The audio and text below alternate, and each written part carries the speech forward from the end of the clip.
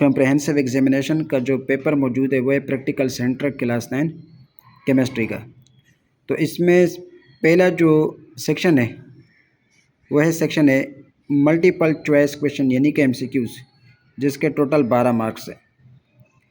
तो एक एक करके मैं आपको जितने भी यानी कि MCQs है उनके राइट आंसर साथ ही साथ गाइड करता हूँ, ठीक है।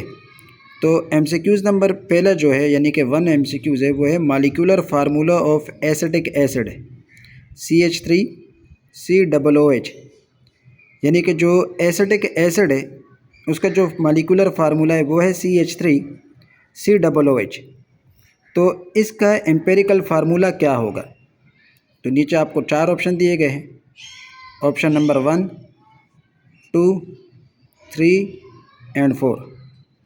तो स्टूडेंट्स इसका जो राइट आंसर बनता है वो है ऑप्शन 4 यानी कि CH2O, ठीक है। अब ये एम्पेरिकल फार्मूला कैसे बना देखें, ये आपको समझा रहा हूँ। यानी कि ये बनता है ऐसे CH3COOH।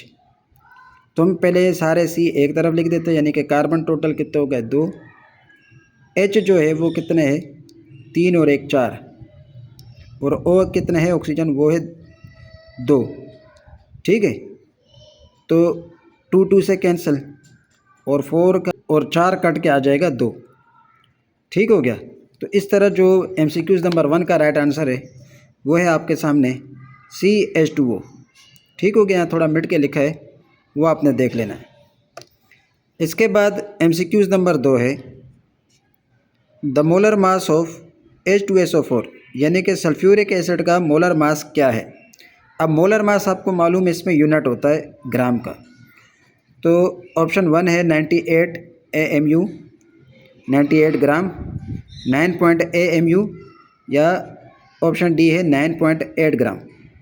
तो सल्फ्यूरिक एसिड का जो मोलर मास बनता है वो है 98 ग्राम।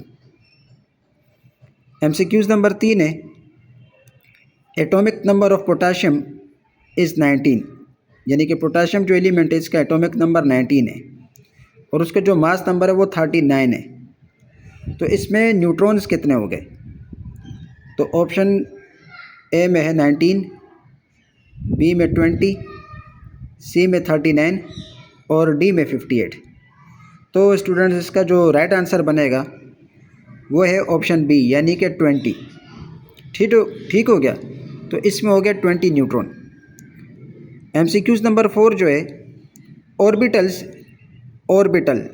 ठीक है, orbitals in M shell of an atom is are, यानी कि जो M शेल होता है एटम्स का उसमें नंबर ऑफ ऑर्बिटल्स कितने हो गए, ठीक है। तो ऑप्शन 1 है S, ऑप्शन बी है S एंड P, सी है S P and D, and 4 है S P D and F, ठीक हो गया। तो इसमें जो राइट आंसर आएगा वो होगा SPD, यानी कि ऑप्शन नंबर जो ऑप्शन सी है वो इसका राइट आंसर है। इसके बाद student MCQs number 5 sixth period of elements, यानी कि जो एलिमेंट्स का छठा पीरियड है मॉडर्न पीरियोडिक टेबल में उसे क्या कहा जाता है, यानी कि उसे इस नाम से भी जाना जाता है shortest period, short period, long period या फिर लॉन्गेस्ट पीरियड, ठीक है। तो इसका राइट आंसर बनेगा लॉन्गेस्ट पीरियड। इसके बाद MCQs नंबर 6 है across a period the shielding effect of inner electron, यानी कि मॉडर्न पीरियोडिक टेबल में जब हम पीरियड्स में मूव करते हैं, पीरियड यानी कि लेफ़्ट टू राइट, ठीक है। तो इनर इलेक्ट्रॉन का जो शील्डिंग इफेक्ट होता है वो कैसा रहेगा, यानी कि इंक्रीज़ बढ़ेगा, डिक्रीज़ कम होगा, रिमेन चेंजिंग उसमें कुछ चेंजेस आएगी, या फिर रिमेन सेम। तो स्टूडेंट इसका राइट आंसर बनेगा रिमेन सेम, ठीक हो गया, option D. MCQs number 7 this type of bond is form, यानी कि इस तरह का बॉन्ड बनेगा जब मैग्नीशियम कंबाइन हो जाए ऑक्सीजन के साथ, ठीक है। या EN का डिफरेंस भी आपको दिया है। तो मैग्नीशियम जब मिलेगा यानी कि कंबाइन होगा ऑक्सीजन के साथ तो किस तरह का बॉन्ड बनाएगा? तो स्टूडेंट यहाँ राइट आंसर आएगा आयोनिक। ठीक है, ऑप्शन ए राइट आंसर है। बाकी बी देख ले, कोवेलेंट, कोऑर्डिनेट, और डी जो है वो है मेटेलिक। तो कौन सा बॉन्ड बनेगा? वो होगा आयनिक बॉन्ड। इसके बाद MCQs number 8, a covalent bond will be, यानी कि covalent bond will be polar, यानी कि कोवेलेंट बॉन्ड जो है वो पोलर होगा जब इलेक्ट्रॉन नेगेटिविटी का डिफरेंस हो एटमों के दरमियान में, ये वाला, यानी कि between 0 to 0.4, between 0.4 to 1.7, between 0 to 1.7, या ऑप्शन डी मोर देन 1.7। तो स्टूडेंट इसका राइट आंसर आएगा मोर देन 1.7, यानी कि ऑप्शन डी जो है वो इसका राइट आंसर है। इसके बाद एमसीक्यूज नंबर 9 जो है, T left in a saucer, ठीक है, यानी कि खुले बर्तन में अगर हम चाय को डालते हैं तो cools quickly then a cup, यानी कि वो कप के मुकाबले में जल्दी ठंडी हो जाती है। इसकी रीज़न क्या है? तो ऑप्शन ए है surface area, B due to temperature, C pressure की वजह से, या डी जो है इंटरनल मॉलिक्यूलर फोर्सेस की अट्रैक्शन की वजह से। तो यहाँ जो राइट आंसर बनेगा वो है ऑप्शन ए सरफेस एरिया। ठीक है, यानी कि खुले बर्तन में चाय ठंडी होगी तो उसकी वजह ये कि खुले बर्तन में सरफेस एरिया ज़्यादा होता है। Okay, MCQs number 10, molecular mass of sodium hydroxide is 40 mu। तो यहाँ इसका राइट आंसर बनेगा 20 ग्राम पर dm³। ठीक हो गया। MCQs number 11, bronze is an alloy of, यानी कि ब्रॉन्ज जो है एक एलोय है, दो मेटल्स का या मेटल विद नॉन मेटल का मिलाप है। तो ये जो है यानी कि ब्रॉन्ज जो है वो किस मेटल से मिलकर एलोय बनता है? तो ऑप्शन ए है फेरिक एंड कार्बन, यानी कि लोहा और कार्बन। ऑप्शन बी है कॉपर एंड जिंक, यानी कि तांबा और जिंक। ऑप्शन सी जिंक और टिन, और ऑप्शन डी है कॉपर जिंक एंड टिन। तो इसका राइट आंसर बनता है ऑप्शन सी, यानी कि जिंक एंड टिन। इसके बाद MCQs number 12, which group of element in the periodic table, which group of element in the periodic table highs electronegativity, यानी कि किस ग्रुप के एलिमेंट की इलेक्ट्रोनेगेटिविटी जो है वो हाई होती है? तो ऑप्शन 1 है 1A, ऑप्शन बी है 2A, ऑप्शन सी है 7A, या ऑप्शन 8 है ऑप्शन 4 है डी है 8A। तो इसका राइट बनता है 7A। ग्रुप 7A के जो एलिमेंट है यानी कि हेलोजेंस फैमिली, उनके एलिमेंट्स का जो ई एन डिफरेंस होता है, इलेक्ट्रोनेगेटिविटी की जो वैल्यू होती है वो हाई होती है। इसका सेक्शन बी करेगा शॉर्ट क्वेश्चन। ठीक है, शॉर्ट आंसर क्वेश्चंस। यहाँ कोई भी 8 सवालात के जवाबात मतलूब है। एटॉमिक मासेस आपको अगर कोई एलिमेंट बीच में क्वेश्चन दिया होता है तो उसके मासेस आपको पहले दिए जाते हैं या कभी नहीं भी दिए जाते। खैर, तो क्वेश्चन नंबर 2 जो है, जो क्वेश्चन नंबर 1 है वो एमसीक्यूज होता है, तो इसलिए जो शॉर्ट क्वेश्चन होता है वो क्वेश्चन नंबर 2 से शुरू होता है। खैर, तो स्टूडेंट यहाँ देखें, अब enlist name of 6 branches of chemistry, यानी कि केमिस्ट्री के 6 ब्रांचेस के नाम लिखें। And define any 3 branches of chemistry, और किसी 3 के बारे में आप उसको तारीफ़ कीजिए, यानी कि उनको डिफ़ाइन करें। या दूसरा क्वेश्चन ये भी बन सकता है, chemistry and human society go hand in hand, और इस स्टेटमेंट पर यानी कि chemistry and human society go hand in hand, यानी कि केमिस्ट्री और इंसान ये जो सोसाइटी है या जो समाज है वो एक साथ है। तो इस स्टेटमेंट पर कोई 3 पॉइंट जो है वो तहरीर करें। इसके बाद क्वेश्चन है, write down the names of 3 well known scientist Muslim our modern era. ठीक है, यानी कि किसी भी 3 मुस्लिम साइंटिस्ट और 3 नॉन मुस्लिम साइंटिस्ट का आप सिर्फ नाम लिखें। या इन पर यह क्वेश्चन भी बन सकता है कि give at least 1 contribution of each in the field of chemistry. अगर ये क्वेश्चन आ जाए तो फिर आपको साइंटिस्ट के नाम देंगे, यानी कि जो लिखा है ना, गिव एटलीस्ट वन कंट्रीब्यूशन, यानी कि हर एक साइंटिस्ट का दिए गए, जिन साइंटिस्ट का आपको नाम दिया जाएगा तो उनके बारे में केमिस्ट्री की फील्ड में आपने उनका एक एक कारनामा लिखना है। ठीक है, जैसे मुस्लिम साइंटिस्ट में जाबिर बिन हयान हो गया, अल राज़ी हो गया, अबू अली सीना हो गया। और इसी तरह नॉन मुस्लिम साइंटिस्ट में यानी कि जो मॉडर्न एरा है उसमें मेंडलीफ के बारे में पूछ सकते हैं, बोहर के बारे में पूछ सकते हैं। और इसके अलावा बाकी जो साइंटिस्ट है वो आपने देखे होंगे, बुक में लिखे है चैप्टर 1 में। तो ये क्वेश्चन है। तो स्टूडेंट क्वेश्चन नंबर 3 पर अब आते हैं। क्वेश्चन नंबर 1 उम्मीद करता हूँ आपने सारा समझ लिया होगा। अब हमारे पास है क्वेश्चन नंबर 3। तो क्वेश्चन नंबर 3 जो है, define mole, molar mass and Avogadro's number. ठीक है, इनको डिफाइन करना। ये क्वेश्चन भी आ सकता है या ये क्वेश्चन भी आ सकता है, differentiate between any one of the following. अभी इनमें से कोई भी एक डिफरेंस आपको बोर्ड में दे सकते हैं, यानी कि एक तरह का गेस पेपर है, टारगेट पेपर है कि इनमें से आ ही सकता है। तो फ्री रेडिकल एंड आयंस का डिफरेंस, एम्पेरिकल एंड मॉलिक्यूलर फार्मूले का डिफरेंस, या फिर atomic number and mass number का डिफरेंस। ठीक हो गया। ये क्वेश्चन भी आता है, काफ़ी इंपॉर्टेंट है। Balance the following equations. ठीक है, balance the following equation by inspection method. Inspection method वही है जो नंबरिंग की सूरत में आप करते हो। ठीक है, क्वेश्चन नंबर 4 को समझते हैं। Enlist any 3 characteristics properties of cathode rays, यानी कि कैथोड रेस की कोई भी 3 प्रॉपर्टीज़ लिखे, या इसको दूसरा ऑप्शन ये भी आ सकता है कि कैनाल रेस, यानी कि write any 3 characteristics of canal rays. अगर कैनाल रेस आ जाए तब भी, और कैथोड रेस आ जाए तब भी। ठीक हो गया, या नेगेटिव रेस आ जाए तब भी। इसके अलावा अगला क्वेश्चन ये भी बनता है, डिफाइन आइसोटोप, यानी कि आइसोटोप क्या होता है, और हाउ आर द एटम्स, यानी कि जो आइसोटोप्स में अलग अलग एटम है। क्लोरीन 35, ये छोटा छोटा करके लिखा है, क्लियर करके दिख नहीं रहा, देखे ये ज़रा बता देता हूँ। ठीक है, क्लोरीन 35 और क्लोरीन 37 के जो आइसोटोप है दोनों, वो सिमिलर है या डिफरेंट है एक दूसरे से। तो किस तरह से सेम है और किस तरह से ये डिफरेंट है, इसके बारे में आपने थोड़ी वजाहत करनी है। ओके, अगला क्वेश्चन ये बनता है, enlist any 3 postulates of atomic model presented by Schrodinger. ठीक है, यानी कि यहाँ अलग अलग साइंटिस्ट के जो एटॉमिक मॉडल के पोस्टुलेट्स है वो आते हैं। तो इसमें यानी कि जो प्रैक्टिकल सेंटर का जो पेपर है उसमें श्रोडिंगर दिया गया है। ठीक है, इसमें नील बोहर का भी पूछ सकते हैं।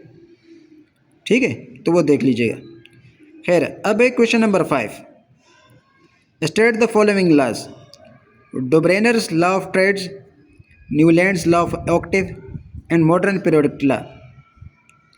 अगला क्वेश्चन है, define and describe trends across a period and group of any one of the following. यानी कि मॉडर्न पीरियोडिक टेबल में पीरियड और ग्रुप के अकॉर्डिंग जो आपको यहाँ ऑप्शन दिए जा रहे, उनमें से किसी एक के बारे में आप उसका पीरियोडिक ट्रेंड और ग्रुपिंग ट्रेंड जो है वो बयान कर सकते हो according to modern periodic table के। तो एटॉमिक रेडियस आपको मालूम होगा, एटॉमिक रेडियस डाउनवर्ड इंक्रीज़ होता है और लेफ़्ट टू राइट डिक्रीज़ होता है। बाकी जितनी भी है आयोनाइजेशन एनर्जी, आयोनाइजेशन एनर्जी की अगर बात की जाए तो ये लेफ़्ट टू राइट इंक्रीज़ है, अप टू डाउन डिक्रीज़ है। इलेक्ट्रॉन एफिनिटी की बात की जाए तो ये भी left to right increase, up to down decrease. और इलेक्ट्रोनेगेटिविटी की बात की जाए तो ये भी लेफ़्ट टू राइट इंक्रीज़ है और अप टू डाउन जो है यह डिक्रीज़ होती जाएगी। ठीक है, इसी के बाद इसी चैप्टर से अगला क्वेश्चन बन रहा है, write down 3 characteristics of elements belonging to any one of the following. ठीक है, यानी कि जो आपको मॉडर्न पीरियोडिक टेबल में ग्रुप्स दिए गए हैं उनमें से हर साल कभी कभी क्वेश्चन बनकर आता है कि right the characteristics of the elements of group 7A। ठीक है, हेलोजेंस फैमिली के बारे में, या फिर ग्रुप 2A के बारे में। तो इस तरह कोई भी ग्रुप आपको दे सकते हैं, कभी ग्रुप नंबर देते हैं और कभी कभी ग्रुप का जो नेम होता है तो वो आपको देते हैं। तो अगर बात की जाए अल्कली मेटल्स तो ये बनता है ग्रुप 1A। ट्रांजिशन एलिमेंट्स की बात की जाए तो ये बी जो ब्लॉक है उसके बारे में बात हो रही है। ठीक है, यानी कि पीरियोडिक टेबल में जो बी ब्लॉक के एलिमेंट्स है उन पर बात हो रही है। और तीसरा है नोबल गैसेस, यानी कि ग्रुप 8A, नोबल गैसेस या ज़ीरो वैलेंसी एलिमेंट। ठीक है, इस तरह का ये क्वेश्चन बनकर आता है। Question number 6, define chemical bonding and it's type any two. Chemical bonding क्या होती है और केमिकल बॉन्डिंग की टाइप्स बयान करें, कोई भी दो, ठीक है। आयनिक बॉन्ड या कोवेलेंट बॉन्ड, और फिर कोवेलेंट बॉन्ड में जो जो टाइप्स बनती है उनके बारे में। इस तरह का भी आ सकता है या फिर डिफरेंस करके भी आता है कि right difference between covalent bond and ionic bond. खैर तो वो देख लीजिएगा। इसके बाद ये क्वेश्चन भी आ सकता है कि how are electrons arrange in a molecular compound, draw a dot and cross structure and bond structure of any three of the following compounds. तो जो जो मॉलिक्यूल्स दिए गए उनमें वाटर है, NH3 ammonia, CH4 methane, C2H6 यानी कि ये ईथेन, C2H4 इथीन या फिर C2H2 इथाइन। फिर इसी चैप्टर में अगला क्वेश्चन ये भी बन सकता है, difference between any one of the following. कोई भी आ सकता है, लेकिन यहाँ आपको 4 ऑप्शन दिए गए हैं, तो इनमें से कोई भी एक बोर्ड के एग्जाम में आ सकता है। Polar and non polar compounds का difference, intramolecular and intermolecular forces का difference, lone pair and bond pair का डिफरेंस, या क्रिस्टलाइन एंड एमोर्फस सॉलिड का डिफरेंस। ठीक है, तो ये क्वेश्चन भी हुआ कंप्लीट। इसके बाद अगला चैप्टर आएगा जिसमें स्टेट्स ऑफ मैटर है। तो यहाँ से ज़रा देखते हैं इस चैप्टर में कौन कौन से क्वेश्चन हैं। तो क्वेश्चन नंबर 7 से यहाँ बात शुरू होती है। पहला क्वेश्चन है define gases state, describe kinetic molecular theory of gases. इसके बाद क्वेश्चन ये भी आ सकता है, what is meant by the term of allotropy and list name of any 4 allotropic forms of carbon. इसके बाद ये भी क्वेश्चन आ सकता है, define and describe any one of the following, यानी कि ये जो लिक्विड स्टेट है उसके अंदर से क्वेश्चन लिया गया है। तो डिफ्यूजन को डिफाइन करें या इस पर पूरा डिस्क्राइब करें आप, evaporation, vapour pressure and vaporisation. अगले पेज पर हम आए, यहाँ क्वेश्चन नंबर 8 सबसे पहले, और यहाँ जो क्वेश्चन बन रहा है वो है what is mean by solution, define components of solution. यानी कि सॉल्यूशन क्या है, सॉल्यूशन एंड सस्पेंशन वाला जो चैप्टर ये वो है, ठीक है। और कंपोनेंट्स ऑफ सॉल्यूशन यानी कि सॉल्यूट एंड सॉल्वेंट, वो आपने इसके बारे में यानी कि डिफाइन करना है। ठीक हो गया। इसके बाद है अगला question, define molarity, give its formula and unit, state and explain Henry's law. ठीक है, हेनरीज लॉ को बयान करना। यह क्वेश्चन ये भी आ सकता है, difference between any one of the following, dilute and concentrated solution, unsaturated, saturated and super saturated solution. ठीक है, तो ये क्वेश्चन नंबर 8 ख़त्म। क्वेश्चन नंबर 9 है define electrolytic cell, describe its construction, यानी कि इसकी बनावट को बयान करें, एंड ड्रा डायग्राम। ठीक है, या क्वेश्चन ये भी आ सकता है, डिफाइन इलेक्ट्रोलाइसिस, इलेक्ट्रोलाइसिस क्या है, explain electrolysis of molten potassium chloride या सोडियम क्लोराइड, जो भी आ गया वो आपने देखना है। या ये क्वेश्चन भी आ सकता है, examine any one of the following chemical equation. ठीक है, identify the substance undergoes oxidation, reduction and the substance act as oxidising agent and reducing agent. देखिए सवाल को ज़रा समझे, ये कह रहा है कि आपको जो केमिकल इक्वेशन दी गई है तो इसमें आपने यानी कि ऑक्सीडाइजिंग एजेंट और रिड्यूसिंग एजेंट को भी पहचानना है। ठीक है, यानी कि कौन ऑक्सीडाइजिंग करेगा कौन रिड्यूसिंग करेगा उसको भी पहचाना है, और साथ ही साथ किस में ऑक्सीडेशन होगी और कौन रिडक्शन करेगा ये भी आपने पहचाना है। तो इस इक्वेशन को भी देख लीजिएगा और ऊपर वाली भी, इनको समझिएगा कॉपी में। मैं भी एक्सप्लेन नहीं कर रहा, सिर्फ आपको क्वेश्चन बता रहा हूँ। इन पर पूरा जो है ना लेक्चर में फिर इंशाल्लाह ताला अपलोड कर दूंगा कि किस तरह यानी कि आपने एक इक्वेशन के अंदर ऑक्सीडाइजिंग और रिड्यूसिंग एजेंट को समझना है और किस तरह से उसमें ऑक्सीडेशन और रिडक्शन को जानना है। ठीक है। खैर, क्वेश्चन नंबर 10 है, व्हाट इज़ रस्टिंग, यानी कि जंग लगना क्या होता है, जंग क्या होता है। Enlist some method use to prevent rusting and explain any one. अगला क्वेश्चन है, enlist name of any 3 alloys, their components and one use. ठीक है, एलॉयज क्या है, उनके कोई तीन एलॉयज के नाम लिखे और सब के जो है कंपोजिशन, उनकी बनावट और उनके एक एक यूज़ भी बताए। क्वेश्चन ये भी बन सकता है, difference between any one of the following, oxidation and reduction reaction, oxidising agent and reducing agent, electrolyte and non electrolytes, strong electrolytes and weak electrolytes. ठीक है, इलेक्ट्रोलाइट्स और non electrolytes, weak and strong electrolytes की पहचान कैसे होगी, किस तरह हम इसको जान सकते हैं, और कैसे हम इस पर वर्क कर सकते हैं, इस पर मैं एक पूरा लेक्चर अपलोड कर दूंगा। इसके बाद है question number 11, right chemical formula and one use यानी कि one use of one compound of each sodium magnesium and calcium.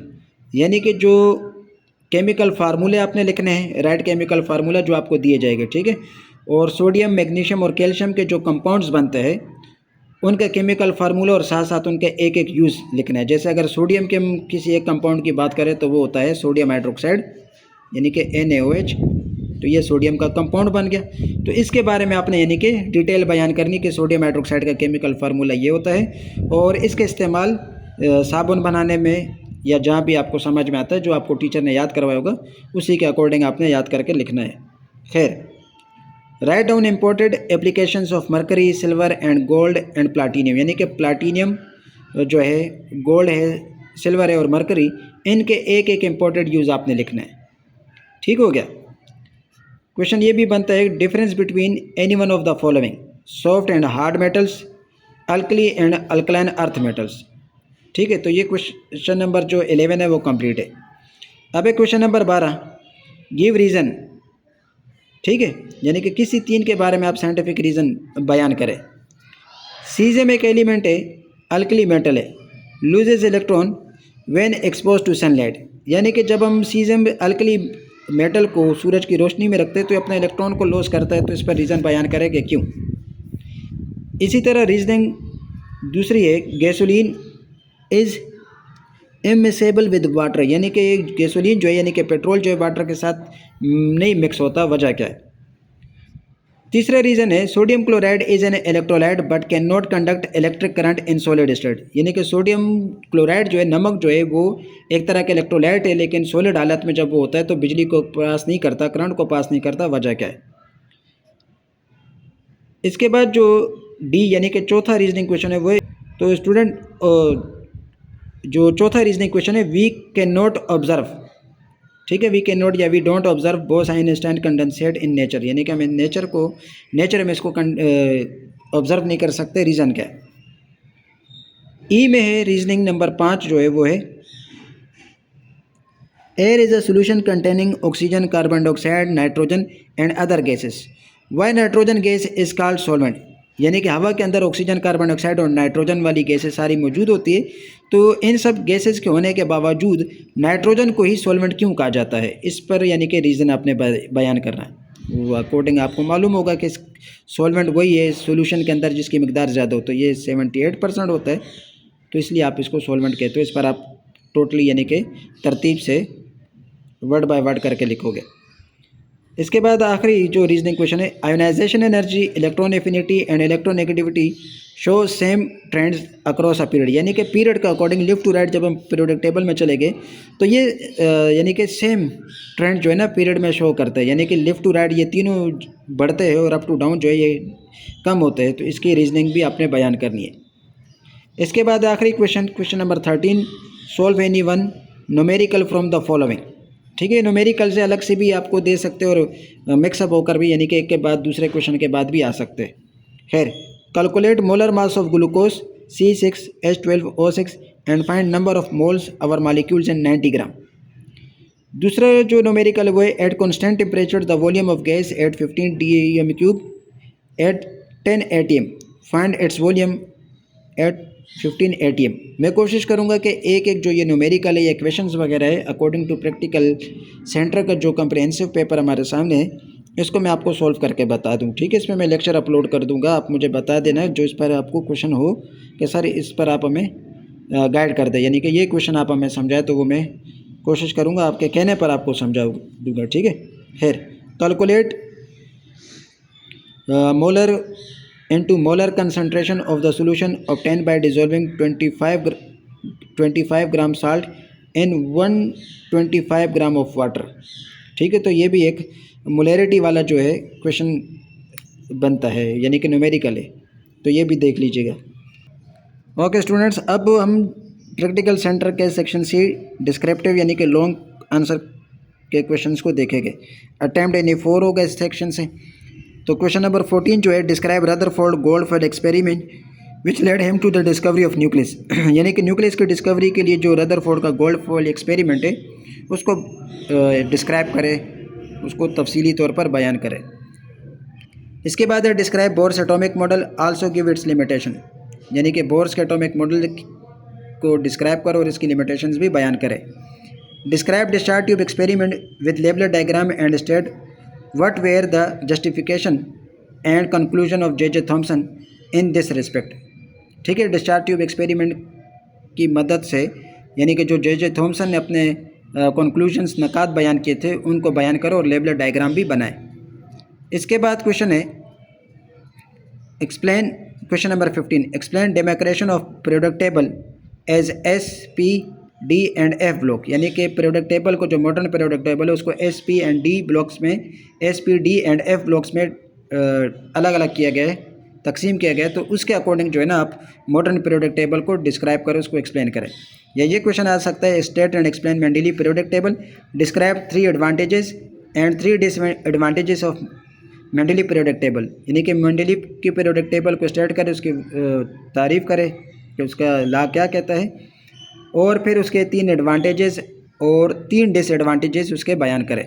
Okay, Mendeleev periodic table. इसके बाद ये क्वेश्चन बन सकता है an element has 7 electron in M shell, यानी कि एक एलिमेंट है जिसके वैलेंस शेल में यानी कि एम शेल में 7 इलेक्ट्रॉन है। ठीक हो गया। Answer any 3 parts of the following, तो यहाँ पर आपको 4 ऑप्शन दिए गए, उनमें से किसी 3 पार्ट्स के बारे में आपने उसका आंसर आपने देना है। तो पहले write down its electronic configuration, इसकी इलेक्ट्रॉनिक कन्फिग्रेशन बनाए, डिटरमाइन इट्स एटॉमिक नंबर, उसका एटॉमिक नंबर बताए, एंड आइडेंटिफाई द एलिमेंट, और एलिमेंट्स की पहचान करें। ठीक है, an element have 7 electron in M shell, तो पहला शेल होता है के एल और एम।